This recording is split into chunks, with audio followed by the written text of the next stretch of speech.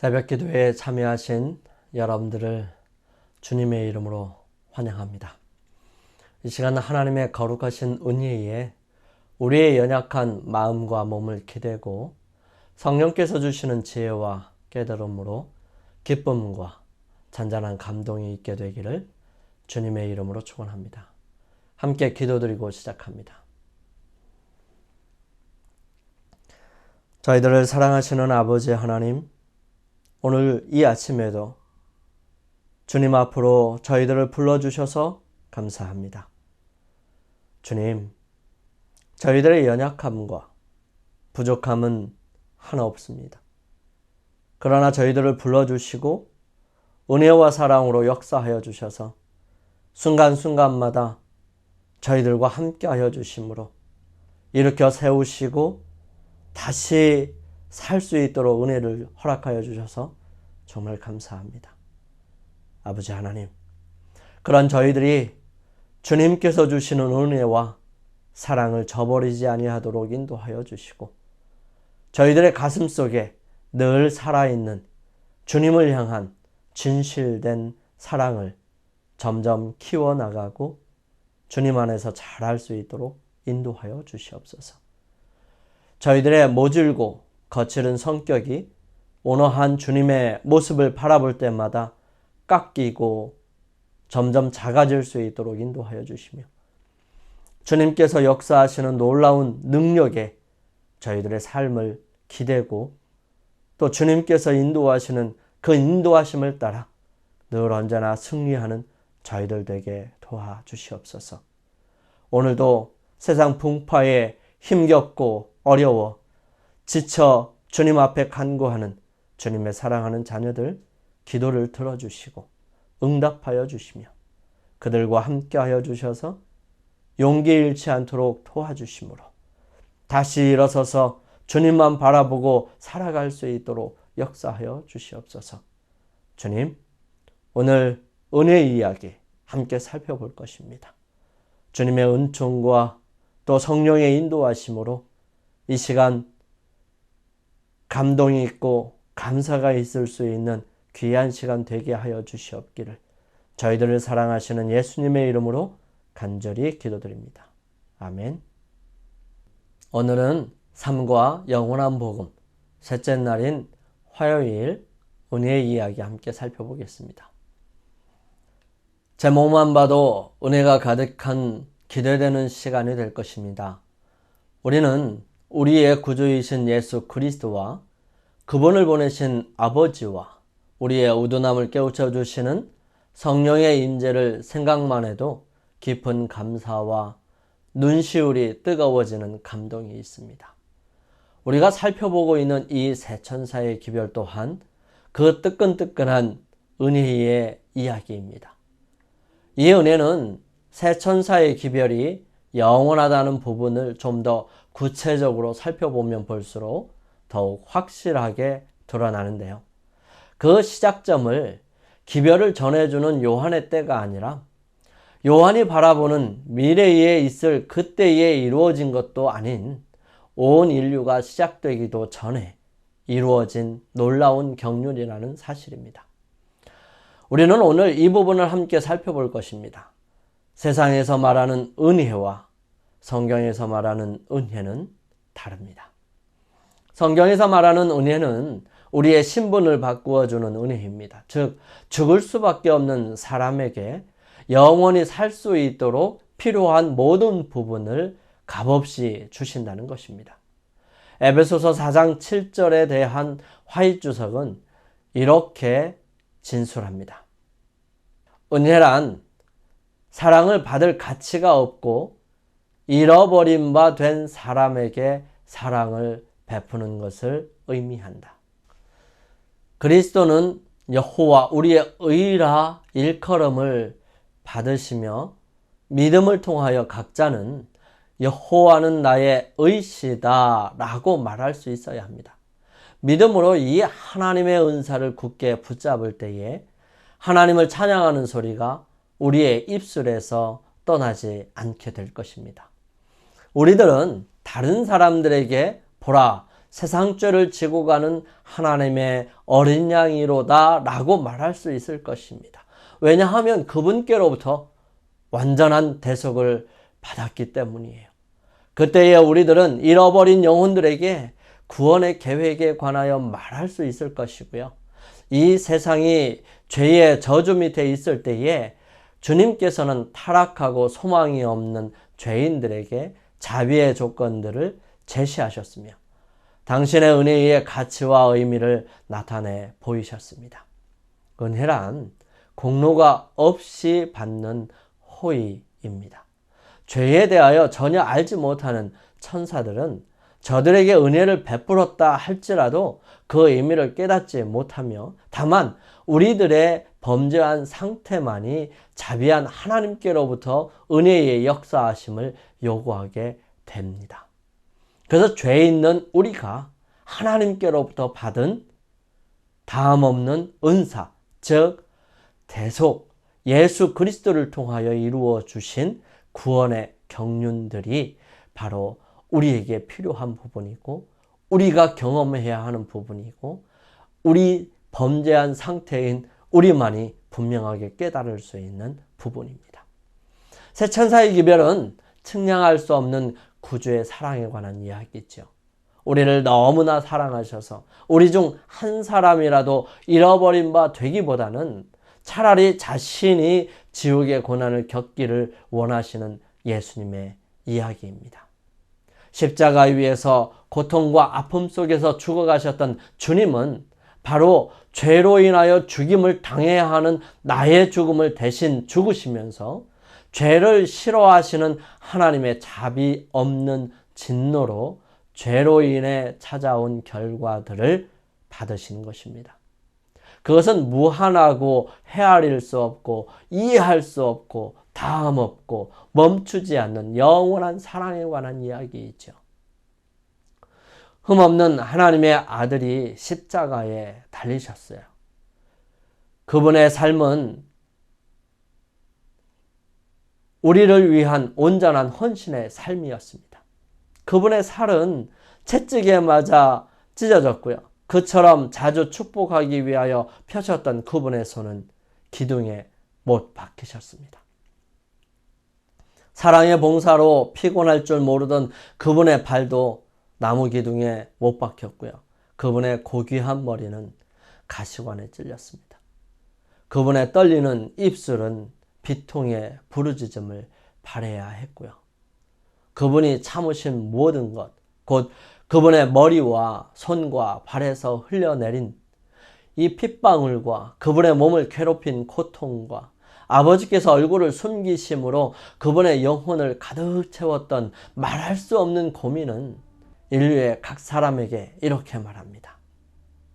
하나님의 아들이 이와 같은 죄악의 짐을 지기로 동의하신 것은 다 그대를 위함이다. 그대를 위하여 그분은 사망의 권세를 깨뜨리시고 낙원의 문을 여신다. 성난 파도를 잔잔케 하시고 거품이 이는 파도 위를 걸으셨으며 귀신들로 떨게 하시고 질병이 물러가게 하셨으며 소경의 눈을 뜨게 하시고 죽은 자를 살리셨던 그분이 자기 자신을 제물로 십자가 위에 바치셨다. 이렇게 하신 것은 다 그대를 사랑하기 때문이다. 죄를 짊어진 그분은 거룩한 공의의 진노를 견디시고 그대를 위하여 죄 그 자체가 되셨다. 참 놀라운 말씀입니다. 하나님은 사람들의 배신과 원수의 수작에 절대 당황하지 않으십니다. 그분은 인류의 선택이라는 변덕스러운 바람에 휘둘리지 않으시지요. 예수님께서 십자가에 나아가시는 유월절이 다가올 그때에 사도 요한은 예수님의 모습을 보고 이렇게 회상하며 기록합니다. 유월절 전에 예수께서 자기가 세상을 떠나 아버지께로 돌아가실 때가 이른 줄 아시고 세상에 있는 자기 사람들을 사랑하시되 끝까지 사랑하시니라. 우리가 이미 본 것처럼 죄의 권세에서 우리를 구원하시려는 그분의 계획은 죄가 그 추악한 머리를 지켜둔 이후에 생각해낸 그런 것이 아니었습니다. 하나님은 죄가 만들어낸 끔찍한 드라마에 당황하지 않으셨어요. 왜냐하면 그분은 이미 죽을 수밖에 없는 인류를 불쌍히 여기시고 기꺼이 그러한 인류를 위해 자신의 목숨을 내어주시기로 결정하셨기 때문입니다. 그리고 그분은 자신의 생명책에 온 인류의 이름을 기록하시기를 바라셨습니다. 만약 세상에 사는 사람들이 이 예수님을 거절하지만 않았다면 그들은 모두 구원을 얻었고요. 영원한 생명을 얻었을 것입니다. 죽임을 당한 어린 양의 생명책에 창세 이후로 이름이 기록되지 못하고 이 땅에 사는 자들은 다 그 짐승에게 경배하리라.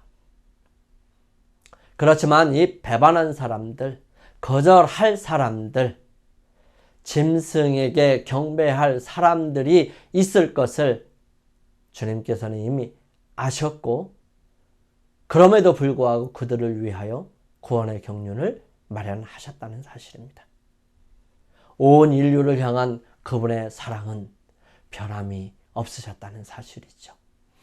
너희가 알거니와 너희 조상의 유전한 망령된 행실에서 구속된 것은 은이나 금같이 없어질 것으로 한 것이 아니요 오직 흠 없고 점 없는 어린 양 같은 그리스도의 보배로운 피로 한 것이니라. 그는 창세전부터 미리 알리신 바 된 자나 이 말세에 너희를 위하여 나타내신 바 되었으니. 요한계시록 14장 6절의 영원한 복음이라는 이 말씀은 과거, 현재, 그리고 미래의 모든 시간을 말하는 것입니다. 하나님께서는 도덕적 선택을 할 수 있는 능력을 가진 인간을 창조하셨을 때에 그들이 그릇된 선택을 할 가능성이 있는 것도 예상하셨습니다. 이미 아셨죠. 선택할 수 있는 능력을 갖고 있다는 것은 그분의 사랑에 반항할 수 있다는 것을 말하는 것입니다. 만약 당신의 신성하면서도 우주적인 계획에 따라 작동하는 이 로봇 같은 존재를 만드셨다면 반역의 가능성을 피할 수 있었을 것입니다. 그렇지만 강요된 충성은 하나님의 본성에 위배되는 것입니다. 세상은 하나님에 대한 오해로 어두워졌다. 음울한 그늘이 밝아지고 세상이 하나님께로 돌아가도록 하기 위해서는 사단의 기만적 세력이 깨어져야 했다. 이것을 힘으로는 할 수 없었다. 폭력을 사용하는 것은 하나님의 정부의 원칙과는 배치된다. 그분은 사랑의 봉사만을 원하시는데 사랑은 명령으로 강요할 수 없는 것이다. 그것은 힘이나 권위로 얻을 수 없다. 사랑은 오직 사랑으로만 일깨워진다. 하나님을 알게 되면 그분을 사랑하게 될 것이다. 그분의 품성은 사단의 품성과 대조되어 드러나야 합니다. 정반대되는 사실을 이해하고 받아들일 수 있도록 분명하게 차이가 있어야 한다는 사실입니다. 온 우주에서 오직 한 분만이 이 일을 하실 수 있었습니다. 하나님의 사랑의 높이와 깊이를 아시는 예수 그리스도만이 그것을 드러낼 수 있었던 것입니다.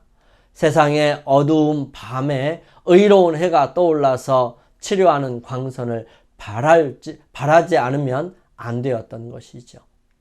사랑은 당사자의 선택에 의해서 시작되고요. 일단 선택권이 주어지면 잘못된 선택을 할 가능성이 존재합니다. 그러므로 구원의 설계도는 우리의 첫 조상이 이 에덴에서 반역하기 이전에 하나님의 마음에 계획된 것입니다. 구속의 경륜은 아담이 타락한 후에 세워진 사후 고한이 아니었다. 이 경륜은 영세전부터 감추었다가 알게 하신 그 비밀의 계시였다고 기록합니다. 이것은 영세전부터 하나님의 보좌의 기초가 되어온 원칙을 공개한 것이었습니다. 영원한 복음은 과거와 현재만을 말하는 것이 아니지요. 그것은 미래를 향한 소망의 기반이기도 합니다. 영원한 복음은 우리와 영원히 함께하기를 마음속 깊이 갈망하시는 분과 영원히 함께 사는 것을 말하는 것입니다. 영원한 복음은 영원전부터 인류를 사랑하신 하나님의 계획입니다. 그것은 우리의 죄에도 불구하고 다함이 없는 영원한 사랑의 이야기이죠. 영감의 말씀입니다. 이 예언을 보면 심판에 대한 경고와 거기에 관련된 기별을 전한 다음에 이어 인자가 하늘 구름을 타고 강림하신다. 심판이 가까웠다는 선포는 그리스도의 재림이 임박했다는 것을 공포하는 것이다. 그리고 이 선포를 영원한 복음이라 부른다. 그러므로 그리스도의 재림에 대해 전도하고 그 재림이 임박했다는 것을 선포하는 일이 복음 기별의 매우 중요한 부분임을 나타내고 있다. 우리 모두에게 이러한 일들이 있으므로 정말 감동되고 힘이 있고 능력 있는 삶이 되기를 주님의 이름으로 간절히 소망합니다. 우리 오늘을 주님 안에서 승리하기 위하여 잠시 기도드리는 시간을 갖습니다. 저희들을 사랑하시는 아버지 하나님, 우리에게 은혜를 허락하여 주셔서 감사합니다. 결코 은혜를 받을 만한 가치가 없음에도 불구하고 아무런 조건 없이 우리를 사랑하심으로 주어진 구속의 경륜이 우리에게 적용되어 영원한 삶을 선물로 얻을 수 있도록 도와주시옵소서. 아버지의 거룩하신 은혜와 능력이 우리의 삶을 이끄시고 붙드셔서 매일매일 주님께 가까이 갈 수 있도록 도와주시며 말씀을 펼 때마다 능력을 경험할 수 있도록 도와주시옵소서. 이 하루도 주님의 능력으로 승리하기를 원하오니 함께하여 주셔서 저희들로 하여금 주님을 바라보며 하늘을 향해 전진해 나가는 믿음의 삶의 순간순간들이 되게 인도하여 주시옵기를 저희들을 사랑하시는 예수님의 이름으로 간절히 기도드립니다. 아멘. 오늘 주님께서 여러분들에게 힘이 되어주시고 능력이 되어주시기를 간절히 바랍니다. 주님께 능력을 구하고 힘을 구하며 이 하루를 승리하는 삶을 살기 위하여 주님께 나아가는 시간을 가지시게 되기를 바랍니다. 저는 내일 아침 이 시간 다시 찾아뵙겠습니다. 감사합니다.